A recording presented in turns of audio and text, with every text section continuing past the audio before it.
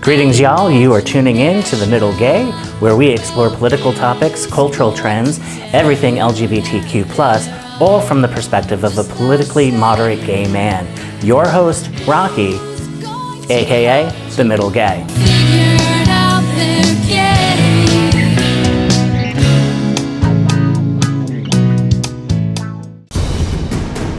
There is an unprecedented new wave of state election laws on the horizon aimed at making it harder to vote. States are not engaging in trying to suppress voters whatsoever. Republican lawmakers in at least 43 states are considering more than 250 proposed bills that would make it harder to vote. What we saw happen on January 6th, the insurrection in Washington, D.C., was a violent version of what we're watching happen in states. Seen at the Georgia Capitol, where a lawmaker was arrested after knocking on the door where the governor was signing a bill. What's happening now is not just voter suppression, it's a return to the Jim Crow era. The right to vote.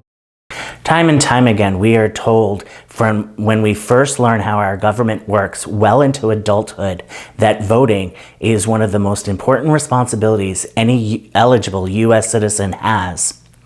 This civic duty that Americans should be doing, unfortunately, nearly 47% of Americans' last presidential cycle in 2020 did not actually participate.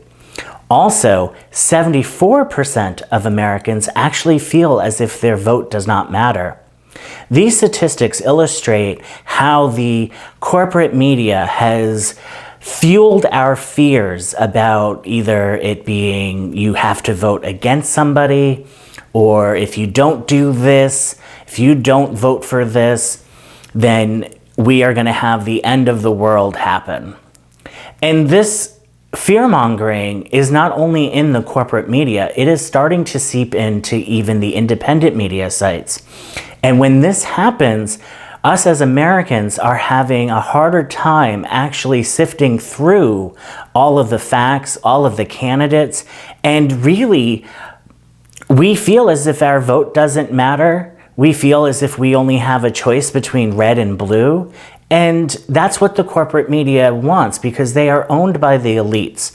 They are owned by the people in power that control this duopoly in order to remain in power. And that doesn't work for most Americans. Most Americans actually would like new ideas, or actually whether you're more right or left, a lot of the major issues, a lot of the major concerns that most Americans have, we've pretty much all fall along the same lines. It's just different ways of how we get there. So when they make us have these feelings, when they do these fear-mongering techniques, one of the things that they do, and I've heard this from people that I know and love, they tell us not to talk about politics. Nothing changes.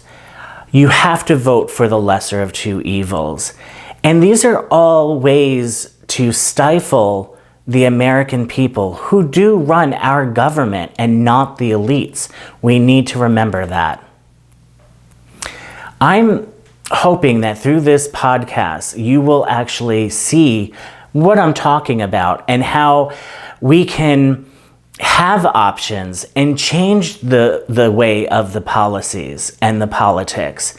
This is something that we have the power for, but unfortunately, because of this fear-mongering, both the Republican Party and the Democratic Party don't have to change, because they know, because of their tactics, most majority of the Americans that do vote, not that nearly 47% who don't, but they're going to bend at the knee for whatever candidate that they might put up. Can you imagine if that nearly 47% of Americans actually did vote? And say if they ended up voting for an independent or a third-party candidate, it would change the complete political landscape of our country. Maybe then, when we can shake it up that much, both the Republican and the Democratic Party might actually start doing what the people want.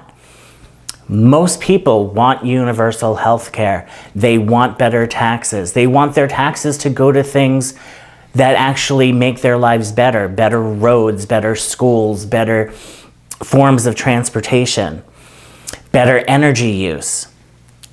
But they don't have to do anything if they know that they have your vote. And they took your voice and your power away from you. And it's sad that this is happening with the independent media as well. It's very sad.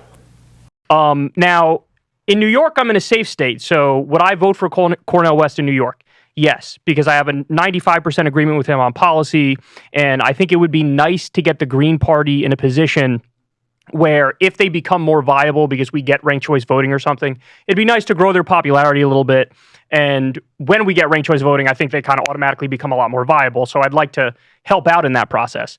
But if I'm in a swing state and it's Biden versus Trump, I'm at the point now where I don't even think it's a tough call. I would definitely vote for Biden. In that clip that you just watched, you saw how Kyle was subtly laying the groundwork for the same fear-mongering techniques that the corporate media has done for years and years and years, well before 2016, well before 2008.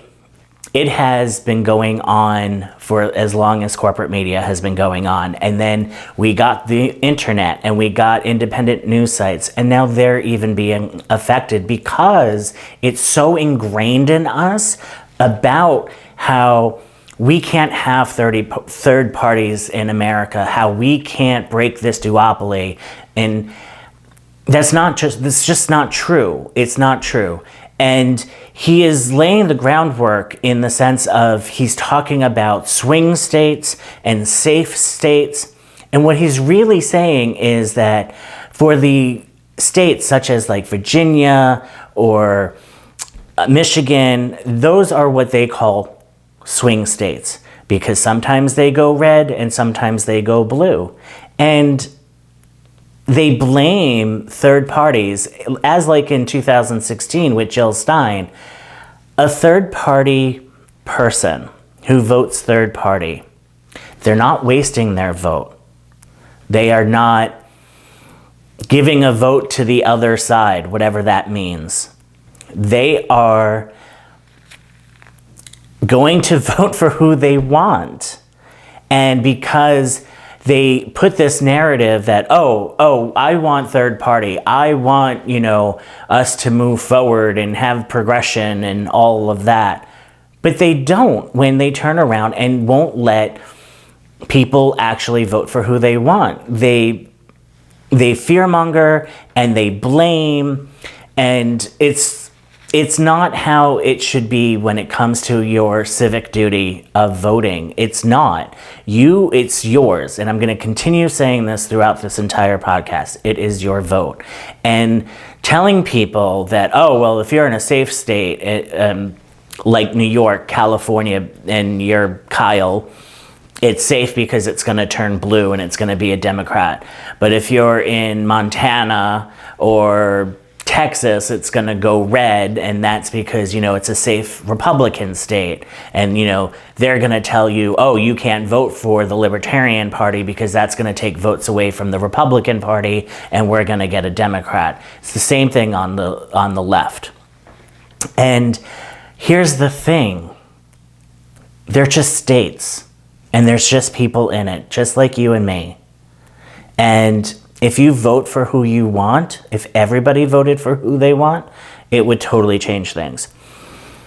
So don't fall into that narrative. Don't fall into these fear-mongering techniques, because then, again, you are losing your power. So I similarly was voting for Jill Stein in New York in 2016. I did the same. And I also happen to believe that strategically it makes the most sense to apply pressure to the Democratic Party by voting for not Biden in a primary. Marianne Williamson is obviously the most progressive candidate in the primary, and then vote for Cornel West in the general. And I know there are a lot of people in my audience who are frustrated. So in that clip, you're seeing Brianna talk about her plan for voting this presidential election cycle, right? And she has said in her clip that she is going to vote for Marianne Williamson in the Democratic primary. And I think that's great. She's choosing somebody that she feels that is close to her values, somebody who shares a lot of similar platforms and such.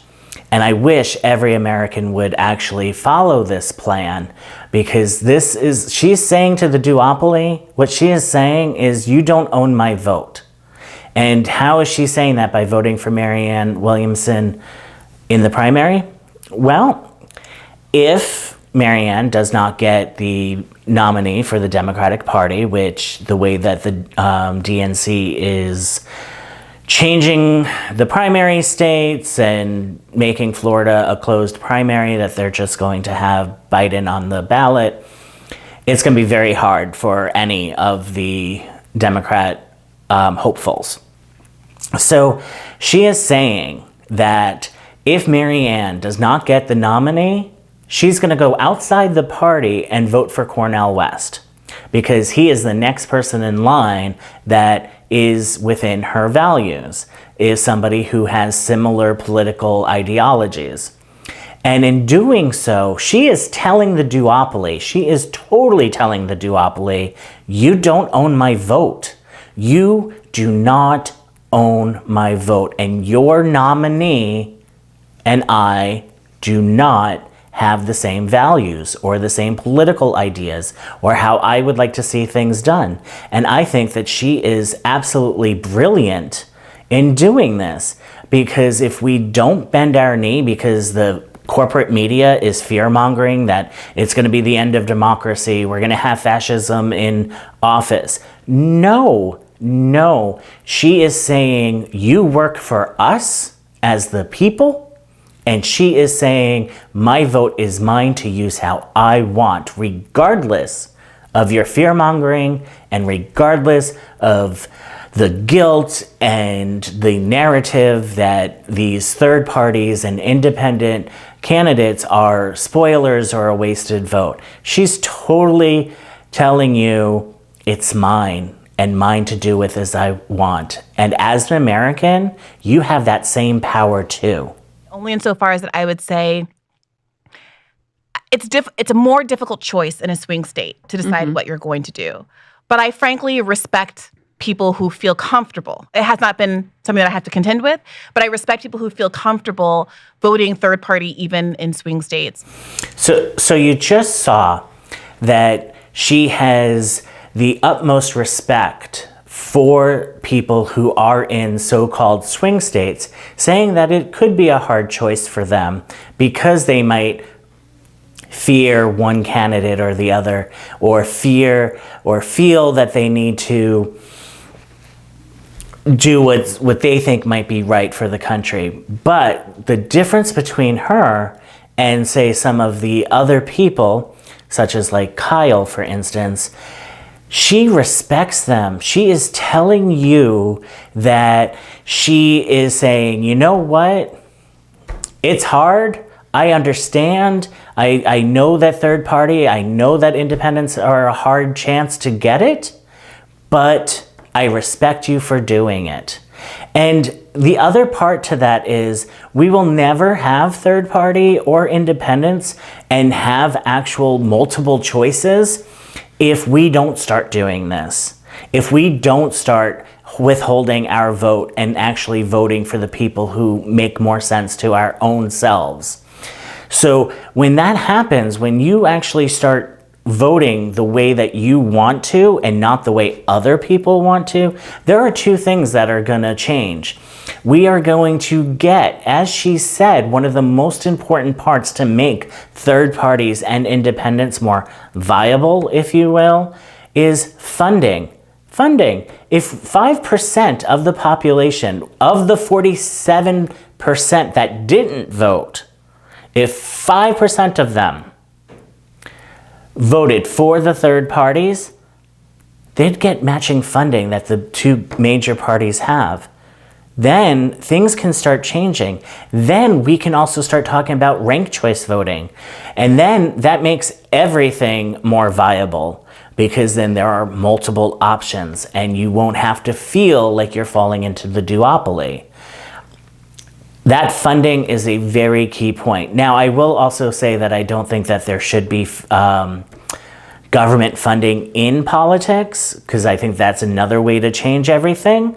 But this is how we start, since that's the way it is. Just lay out for me. Yeah. What in the ideal scenario happens, and how does that constitute any sort of revolutionary change or help to further the goals that we largely share? Yeah. I think, for one, getting federal matching funds for third-party candidates, since I believe third parties are going to be a much better vehicle to actual meaningful change in this country than the Democratic Party, is infinitely more significant a goal. But than, third parties haven't gotten a single electoral vote in 50 it's like years. round and round and round and round. No, but it's true, because, I mean, look at Ross Perot had all the money in the world. It didn't matter. He didn't get one electoral vote. He didn't get one electoral vote. Do you agree that That's ranked the choice reality voting of the needs to come American first? That's the important question. Do you agree that if we get ranked choice voting, then yes, overnight third parties become more viable. that Cornel but until West, we get them, they're not viable. I think that Cornel West running in a general election where he has been doing this. He's been talking about ranked choice voting in interviews, but continuing to talk about how the onus is on the Democratic Party to prevent the spoiler effect. He is in a position now, running in a general election, every time he goes on TV, to say, if you're upset at me at being a spoiler, you need to look at the Democratic Party, who across the country for the last decades has been purposefully undermining any ballot measures that effectively put into effect ranked choice voting in Maine, in North Carolina, the way they attacked Matthew Hoh. I am not the enemy, they are. And that's the burden shifting, the narrative burden shifting I think the left should be engaged in right now. To the extent that you think that Cornel West can ruin Biden's chances, in that clip, you are seeing Crystal also put down the narrative that third parties are not viable and that they can't do anything, so therefore you have to vote within the duopoly, which we know that is not true. How do we know that that's not true? We know because it is your vote and nobody owns it. But that besides the point, she is independent news media. You can see on her laptop a sticker for Breaking Points, which is her news show. And this is, her personal podcast with Kyle. And she is in both places on the internet giving that fear-mongering, pushing it onto you, pushing it onto me, pushing it onto everybody. And I find it very disingenuous of her, because she's always talking about how progressive she is. And I'm not going to make a personal attack on Crystal. She can have whatever belief structure that she wants, but I find it a little disingenuous that she does that. We have the opportunity to do what we want, to vote for who we want to vote for. So you might be thinking to yourself, hey Rocky, how do we get past this cycle of fear? What do we do so that way we don't fall prey to the corporate and sometimes independent news media? Well, I have that answer for you. One of the biggest things that we can do is talk about politics. Remember when I said we are told not to talk about them? Talk about them. You know why? Because if you talk about them, then people can actually understand one another. If people would start talking about politics from both the left and the right and coming together and talking about them without shutting each other down, we would get more solutions, more ways to fix what is wrong with our country, more ways to move forward and progress. You might say, oh, that's a really good idea from somebody from the left, and somebody from the right might go, how about we add this to it or add that to it? And you get stronger and better solutions. This is how we break the fear-mongering, by talking about politics. The other way that we get over this fear-mongering is we expect change. Remember when people say, oh, nothing changes?